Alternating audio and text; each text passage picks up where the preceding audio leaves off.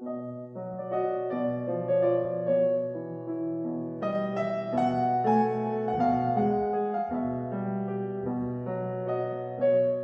and welcome to episode 6 of this podcast series. In this episode, I speak with Mairtin Og. Mairtin is a mindset coach with an office in Oranmore, County Galway.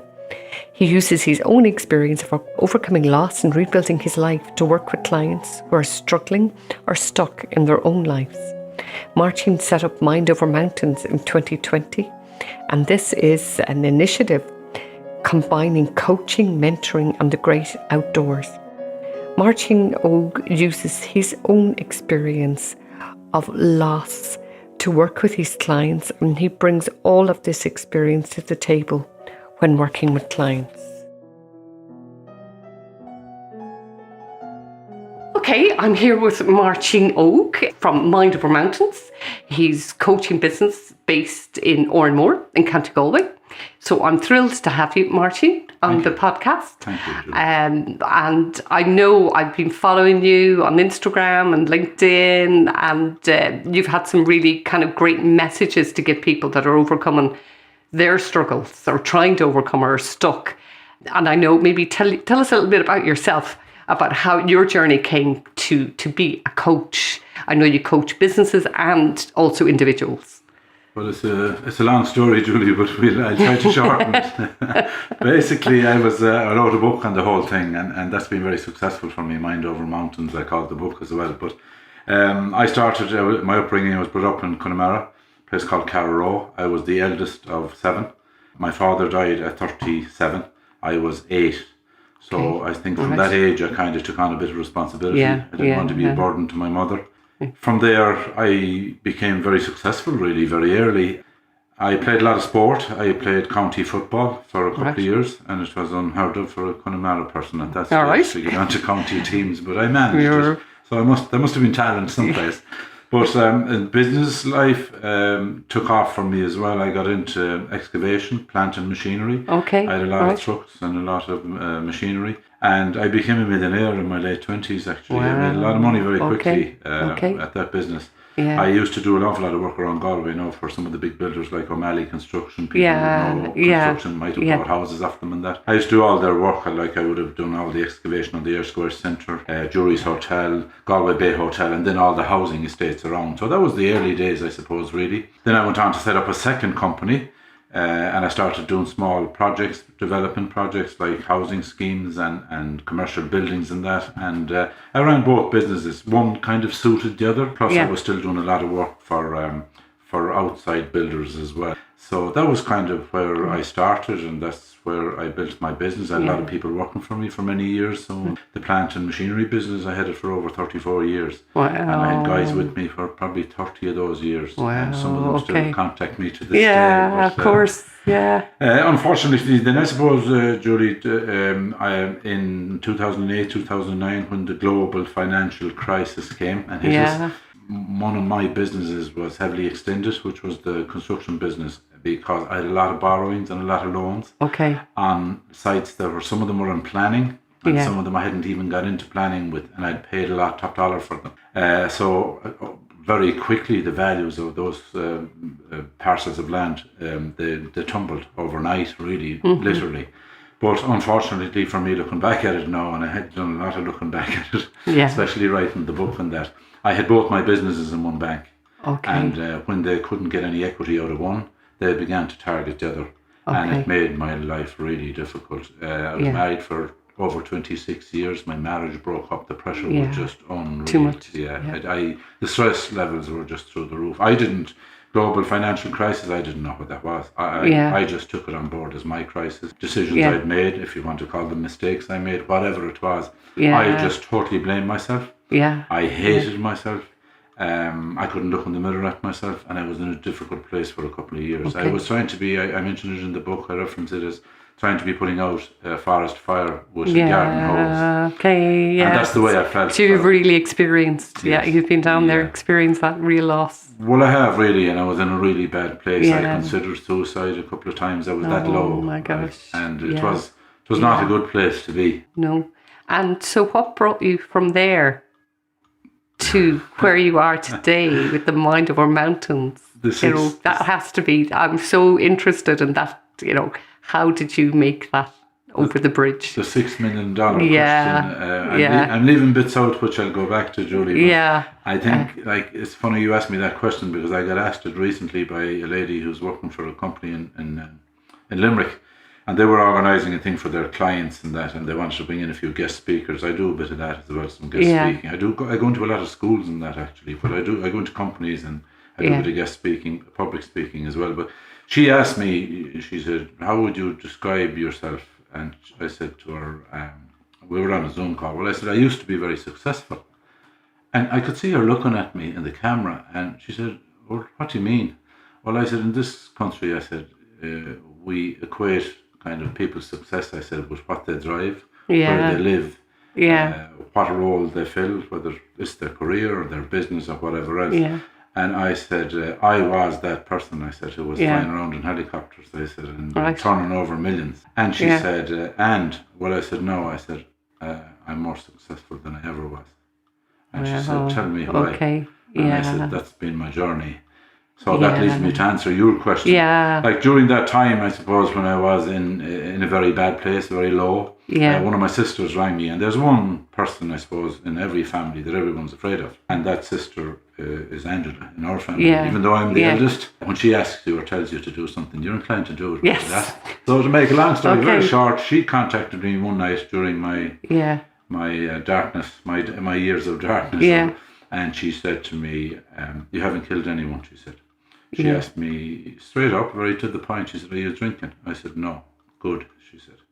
So I want you to go to someone. So, of course, I cursed and I swear at her. I can't do it on this podcast fair enough. Now. All right. And I told her I wasn't going to any sort of a quack or anything else. Yeah. And she said, this person is a life coach. I did not know 15 years ago what a life coach was. Myself now. All right. So reluctantly, I took her advice. And I went to that lady, and it was a turning point for me. Huge. Okay. It was amazing. I thought so highly of what I had gone through myself that I went back years later to qualify and become a life coach myself. Okay. Now, I think I'd always had a bit of empathy and emotional intelligence would be areas that I'd be very strong in. They'd be my list of values. That helped me probably become a life coach as well. But the experience, and I found it so beneficial for myself that I decided to go back. Yeah. But gradually and slowly during that time, I began to look at my situation. I had to accept it. Okay. That was a big one, and I'd be saying that to people maybe listening to this. Okay, that's a key thing, acceptance of where you are. Maybe struggling, stop blaming. Okay. So what you're saying is accepting where you are at. Exactly. Okay. And whatever situation you're in, we're inclined to blame everything and everybody. Yeah. Blame ourselves as well. Yep. All you're doing is loading yourself down with torture. Okay. So I began to slowly stop doing that. Okay. Now, it took a while. I began to appreciate simple things. Okay. I began to appreciate waking up in the morning, a cup of coffee for myself. Just being grateful for... I began to appreciate going out for a walk. Once I knew I was going someplace where nobody would see me. My mother tells me now, and she's 87, that, I was such a big fish in a small pond. Yeah. But I was creating a lot of employment. Yeah. Anything that was happening where there was machinery and trucks involved, I was in the middle of it. I'm there to somebody who couldn't look at himself in the mirror. That was that's place. But gradually, change. I began to get a little bit of confidence in myself. Yeah. The next step was to, my life is in smithereens all around me. The jigsaw is spread all over the place. Yeah. Can I rebuild some of it? What is it within my control? My thoughts about everything were heavily laden with guilt, huge responsibility, embarrassment, and all of that goes with loss. So it took me a while. The appreciation came from simple stuff. Now, sometimes when I walked, I had moved in with my sister. She had a converted garage. Okay. I moved out of the village at home in Carrow and moved out of the family home.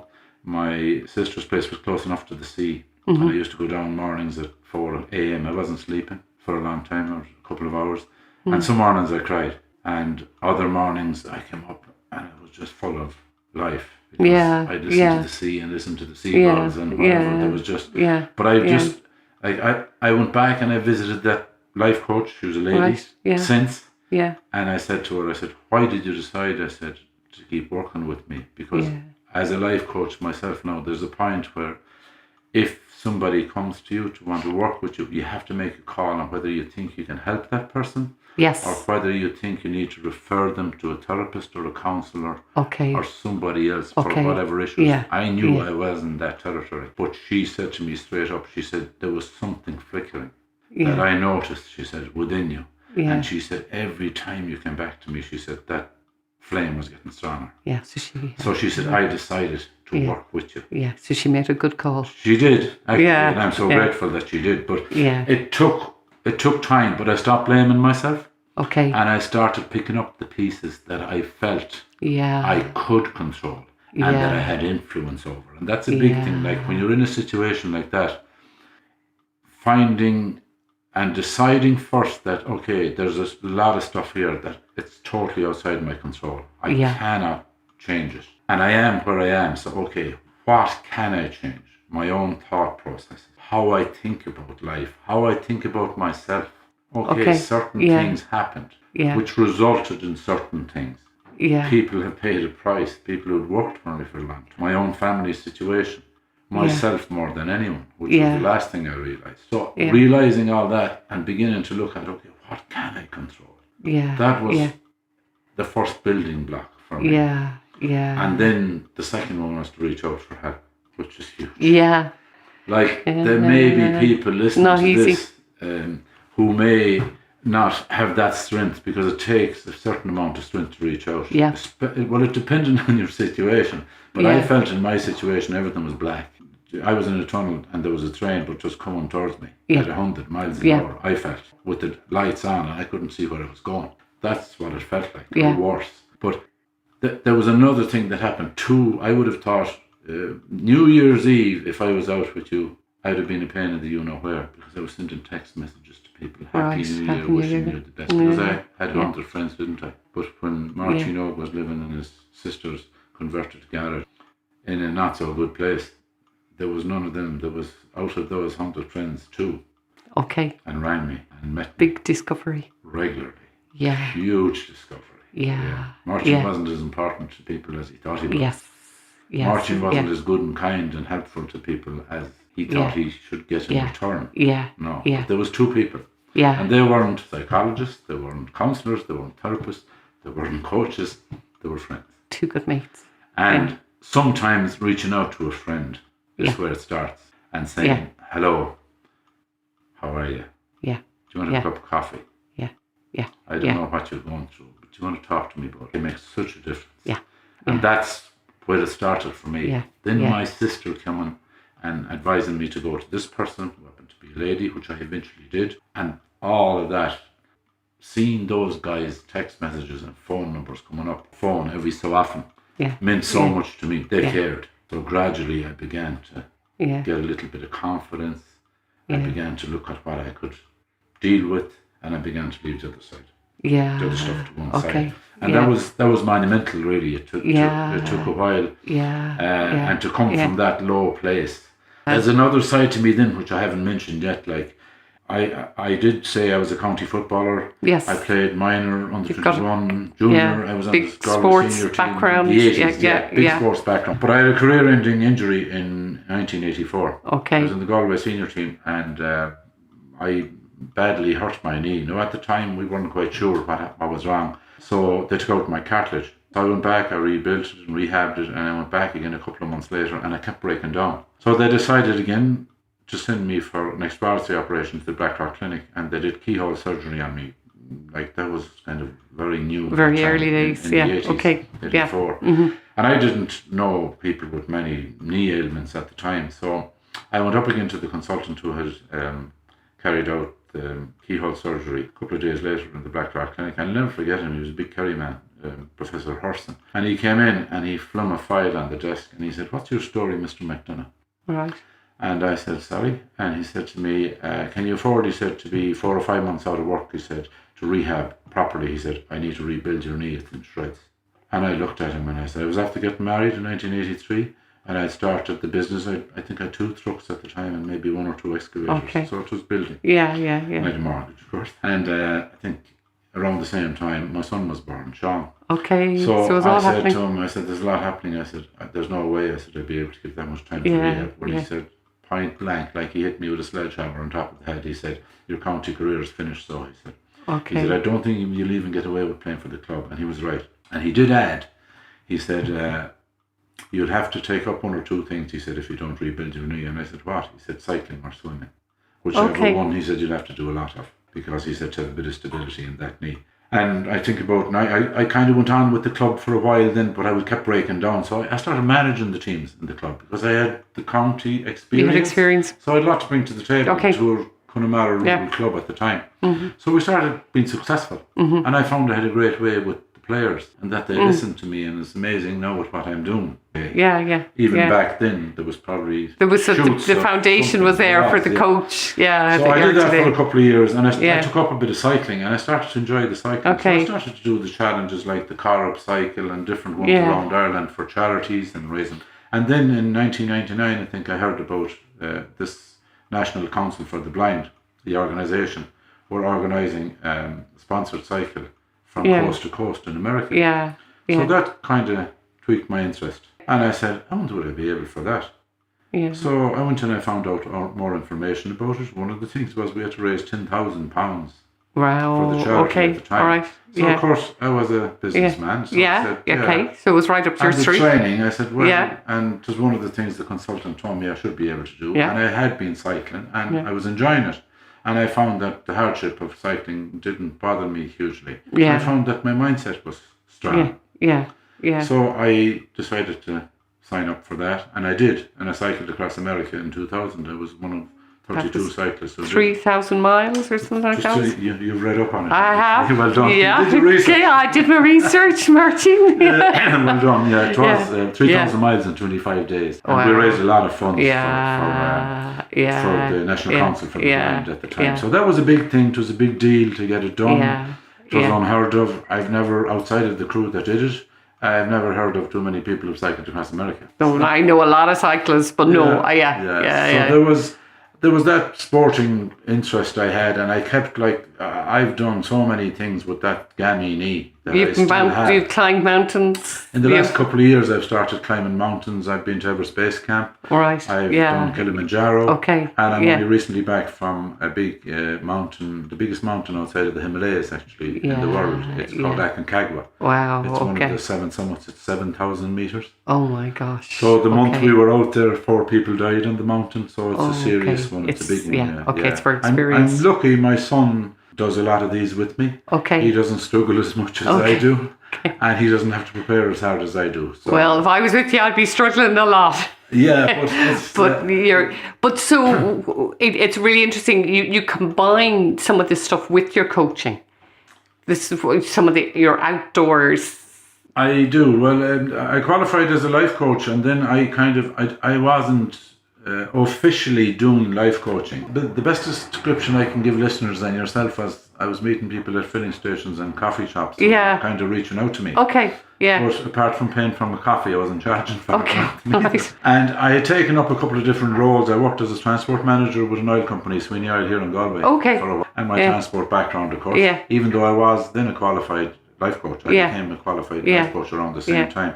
Then I went selling trucks, Renault trucks, for a couple of years. Okay. But I was beginning to be drawn more to the coaching. The coaching. Now, the other side of it is I kind of went from steady employment, where I had a good role, good salary, company car, and a few things. And that was a big step. Right? It was like jumping off the cliffs of Moher without a parachute. Yeah. But I felt so strongly about what I wanted to do. And I don't know, people call it a calling. I'd never call it that. But I just felt that I was able to help people. And some people say to me, well, what kind of people?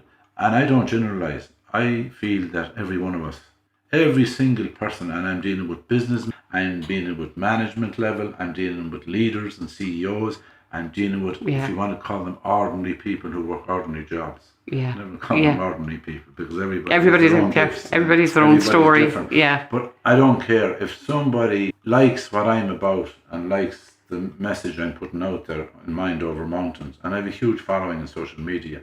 Yeah. And if they feel that I can help them in some way, Yeah. I'm not going to say no within Yeah. reason. But I'll meet them, and if I feel that they're ready to be coached. Yeah. Because the big message I want to give, and it's very important that, like, in this country, it's been very slow for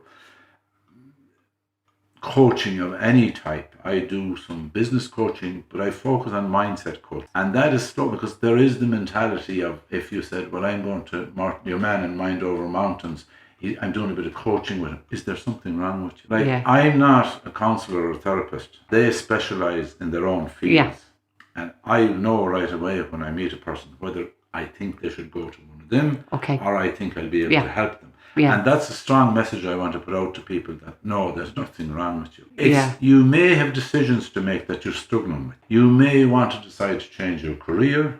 You may be running a business with 20 employees or 2,000 employees, and you want to make sure that you're on top of your game. You may be very business and career and work orientated. You may have other interests you want to develop. You may not have a clue what you want, but you want to sit down in front of someone, have an honest conversation with them and see where it goes. That's where I come in. In a kind of neutral space. Exactly. That's true, yeah. To give the person support when they want it, Yeah. and to give them the kick in the you-know-where, Yeah. challenge them if they need it as well. I became really good at listening. Yeah. And that's the secret. Okay. Because it's not about me. You're not telling. If I was here as your client now, you're not going to be telling me what to do. No, and I'm glad we brought that up between us. Because some people who sit in this room with me, I have a consultation room here in More, some people will sit down and they'll say to me after an hour, oh, I thought you'd tell me what to do. It doesn't work that way. And that's why I think what I do is magical, and anybody who's in the same position that I'm in and doing the same thing I'm doing. Because it's coming, the person sitting in front of you, the client, they come up with their own solutions.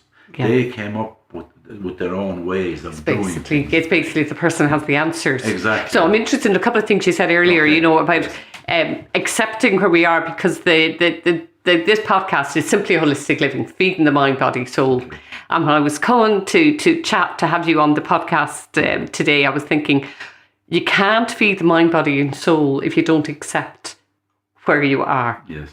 And take that responsibility. And this is what you've talked about today, so if somebody's struggling and stuck and in that dark place, not knowing what to do, you're not going to come along and say, how about feeding the mind, body, soul? Yes. What? So how do I come to you and I'm stuck and I'm in that spot in despair?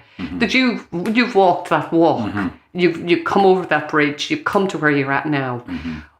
What kind of things are you going to, what are the basic kind of things you're going to say to me? If I'm kind of, if somebody's listening to this and they're really stuck and they're saying, oh, that's fine what Mairtin Og is saying and what they're talking about, but, how do I get from my chair, my couch? Yeah, and the eye roll usually follows that. So. Yeah. It's a very good question.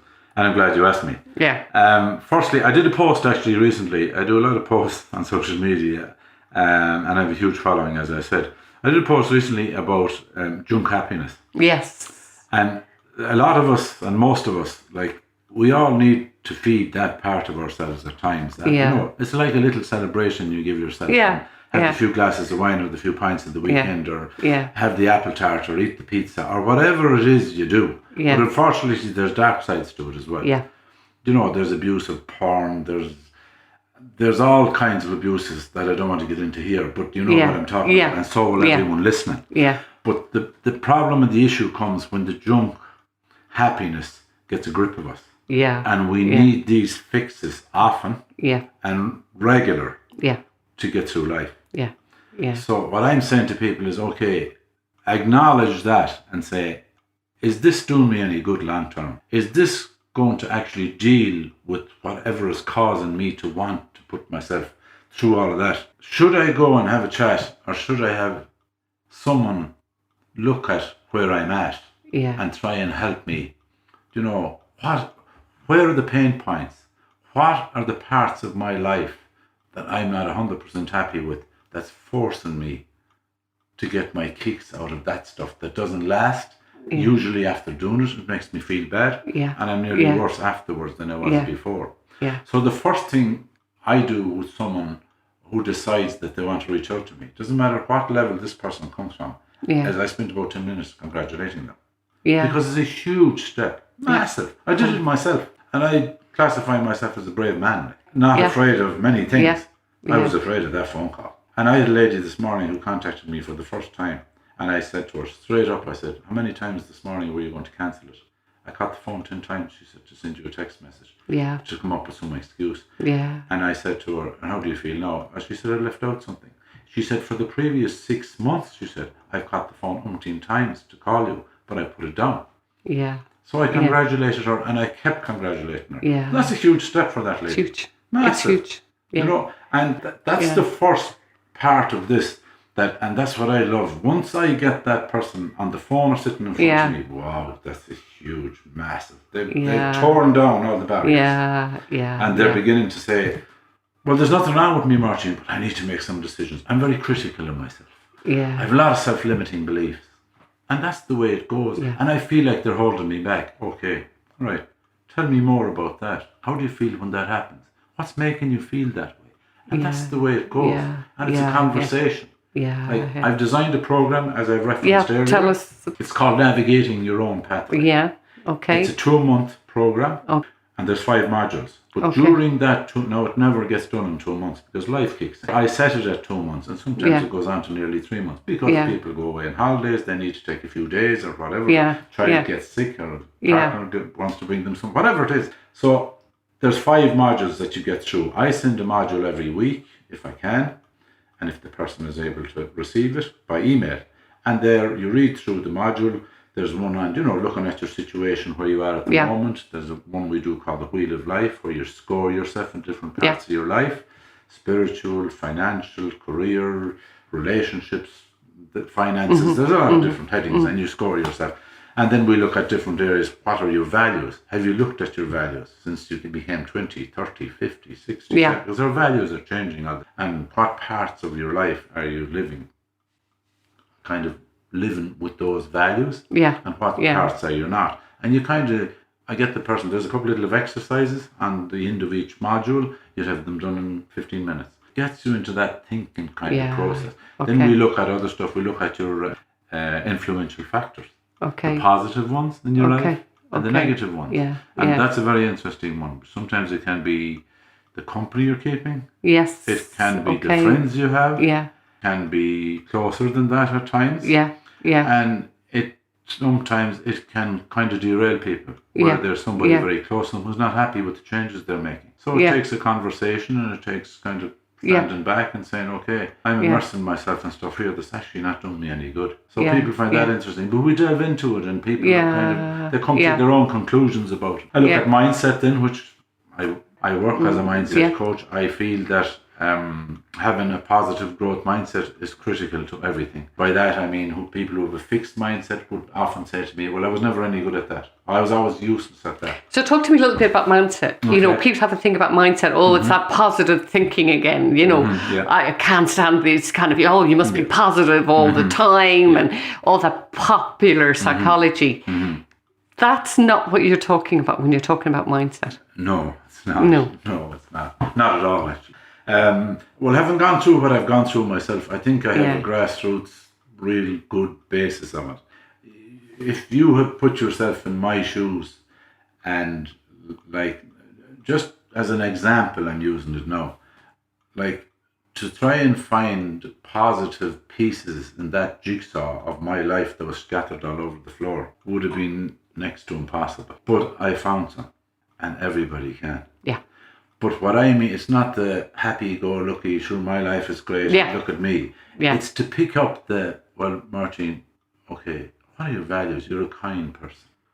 You're a strong man. Yeah. You're a talented person. And then I took up another one which said, well, you made a couple of mistakes. I threw that one away. I said, okay, I know I did. Right. Okay. Any other positive ones there? It's looking at some parts of your life. I'm breathing today. The sun is shining. Yes, I'm going to go for a walk. Yeah, very simple stuff. Take a breath. I have a sister who cares enough about me to tell me that I need to go to a life coach. I have a son who cares. That's where it goes, and you kind of say, this is where it starts. Yeah. yeah. These are the positive parts of my life. Yeah. Okay, there's an awful lot of stuff. And it's trying to focus on that stuff rather than focusing on the, oh, Jesus, it's an awful bad day. How many people does everybody listen to this know? Every time the conversation starts with them, it's negative, it's given out about people, it's given out about Ryan Tubridy and all the money he stole, it's given out about the weather. We haven't never had as much rain in July as this year. The traffic going into Galway was brutal this morning. My daughter's doing this, my son is doing that, and it's all negative. And they're bringing you down. I'd be saying, look, okay, you need to be careful about immersing yourself too much in that. Listen to yourself. What do you want? What do you take joy from? What would make you happy? What makes you feel good about yourself? It's clicking that and stopping that, those, as the Americans call them, those old paradigms that we have. How we should live. It's so easy to get dragged into that as well, you know. So it's looking at the death notices first before you kind of look out and see, you know, there's a, you know, another day. And we all have someone who care about us, and we all have someone we care about. But the first person we need to care about is ourselves. Okay. And that's a huge one. I think that's a good note to kind of start wrapping up on, is that the first person we need to care about is ourselves. It's that self-care. And what you said earlier about accepting where we're at, and that acceptance isn't that this is it, but it's just that self-acceptance. That and reaching out for help. And some There's days, two key messages there. Two key messages, and some days we're on a journey, and sometimes we decide that the journey we're on is not the one we want to be on anymore. And that's what I encourage people to do. And get on your journey, whatever, and bring with you in that rucksack that you're carrying around with your life in it. Bring what's appropriate now, not the stuff from the past that you don't need anymore. Lighten the load a little bit. Leave a bit of room for putting new stuff into it. And away you go on your journey, because we're not going to be around for too long. No. That reminds me of a story from my past when I had a car accident in 2006, and I went from being a marathon runner to physically not being able to do anything, and was told, you know, a very bleak prognosis. And a very close friend of mine said, timer starts now, I'll give you 10 minutes to be the victim. And I looked at him, and seriously, and I did the victim for 10 minutes. He said, time's up now. What are you going to do? And that was the start of my recovery. So kind of telling that story, because it ties into everything that you're saying. It's very important, about mindset. You know, I think being a mindset coach is an amazing work to do. I find it amazing. It's very rewarding. It's been really inspiring chatting with you. And, you know, is there anything that you want to add before we wrap up? I would just urge people. I see there's a big shift. I've noticed it, and maybe it's the way I'm putting stuff out myself consistently and constantly, but there is a big shift and a big lean towards, okay, maybe this is an area that we need to look at our lives. There is help, there is guidance, and there is a bit of challenge at times, but definitely getting involved with somebody like myself is nothing but beneficial for those who decide that they want. So it's investing in ourselves. And so if people want to get more information, Mairtin, about what you offer, it's the Mindset Coach, the website? It is, Well, I've Mind Over Mountains. I'm on Mind Over Mountains, sorry. I'm on Instagram as the Mind Over Mountains. I have a website, www.mindovermountains.ie. I'm on LinkedIn as well. Mairtin Og Mairtin will find me on Facebook or LinkedIn. And I'm on both of them as Mind Over Mountains as well. That's great. Okay, so we'll leave it at that, and hopefully we get to talk to you again. Thanks very much, Mairtin. Thank you. Well, I've really enjoyed talking with Mairtin Og, and I'm so grateful to him for sharing his story of coming from such a place of loss and struggle and a dark place to what he is doing now, to being a life coach, to helping others get unstuck and find a new mindset. And I loved some of the steps that Mairtin Og talked about, the acceptance of where I'm at, the gratitude for simple things, and what can I control? I can control my thoughts, and reaching out for help to a friend. Very simple steps, but not easy to take if you're coming from a very dark place. Mairtin is somebody who has taken those steps. His website is www.mindovermountains.ie. I've got a lot of inspiration from talking to him, and I think you will as well. And hopefully we'll have him on to chat to us again in the spring.